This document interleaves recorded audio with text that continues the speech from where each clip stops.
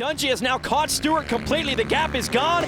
We got a Texas shootout for the lead. Got to make those passes happen, man. We're a lot quicker than we did today.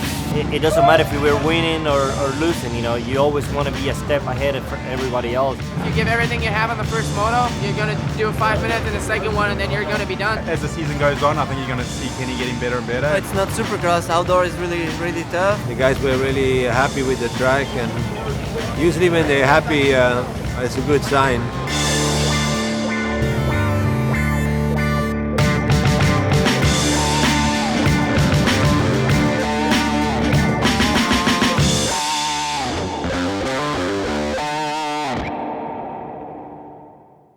The Red Bull KTM team got their first taste of what the 2012 Lucas Oil Pro Motocross Championship would offer them at Round 1 at Hangtown.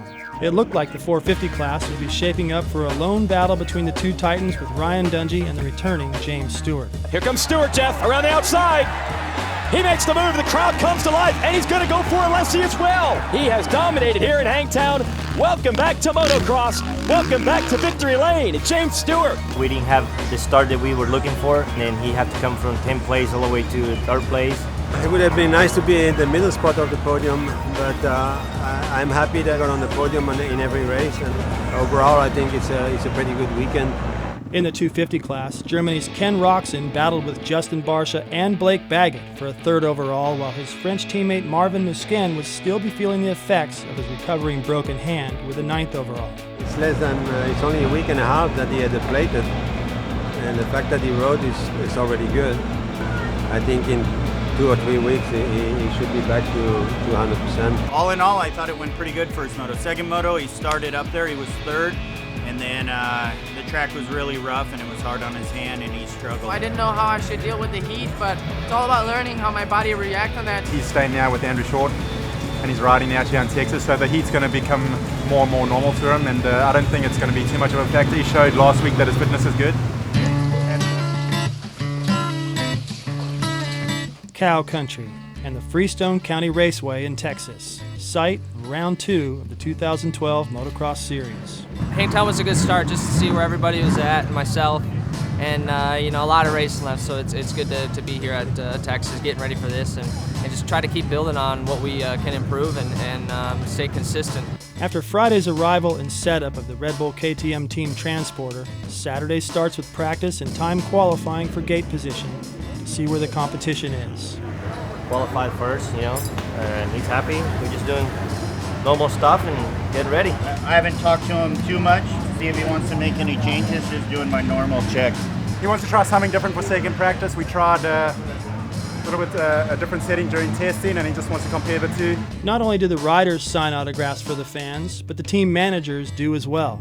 Maybe 5 world championships and being known as the man might have something to do with it. Yeah, I still have to sign quite a few. It's amazing that these people have not forgotten, you know. It's been such a long time since I raced. Who signed autographs, you or Ryan? I think he hides more than me. Carlos, on the pit board, did they sound the first horn? Yeah, I think so, yeah. Under the relentless Texas heat, it was time to take care of business for the Red Bull KTM squad. Let's drop the gate here at Freestone. It looks like it might be Regal. Yes, the number 36 on the Joe Gibbs Racing Toyota Yamaha has the hole shot. Oh, and Regal's down. Oh, James Stewart up in the second. Goes around the outside and he cuts in front of Dungey. A little bit of lap traffic and Dungey's got a new line here on the inside. Yeah, and then Dungey gets right there. Oh, he hits the back of the 554. Oh, spectacular performance by Stewart. He takes the win in Texas. Ryan Dungey showed James Stewart that this championship race was going to be a dogfight all summer long.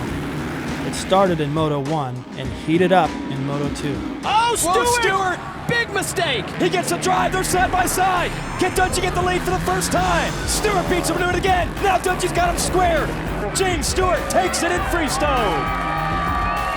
Stewart would again win the battle, but realized the war had just begun.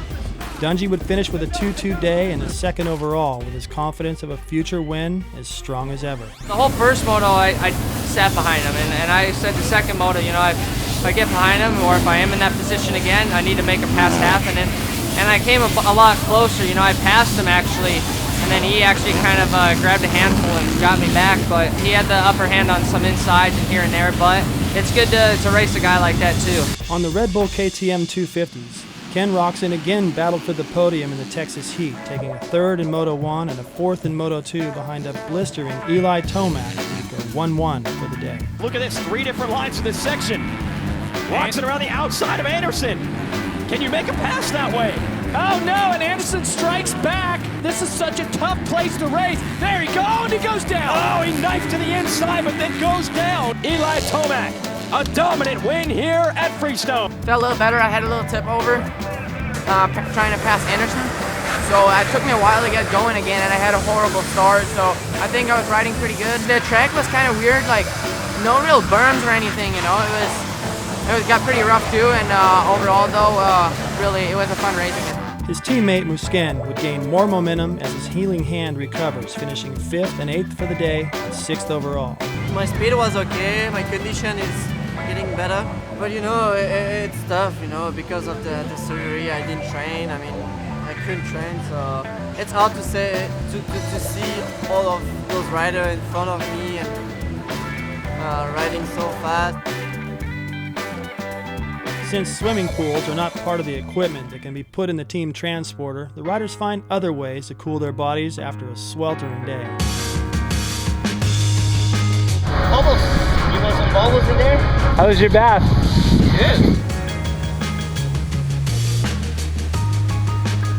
You know, James ain't gonna make it easy. It's gonna be a tough season. I think I was riding pretty good. Just need to work a little more in the heat, and I think overall, you know, podium again, and that's good for me. Both Ryan Dungey and Ken Roczen would retain their solid second place in the point standings, while Marvin Musquin would sit in 6th. There is nothing better than riding, and it will get better. The team would leave the heat of Texas for the cool mountains of Colorado at round 3. Join us again next week at AlliSports.com/YouTube as the Mile High City hosts round number 3 at Thunder Valley, and we will see if Geico Honda's Young Guns are still blazing.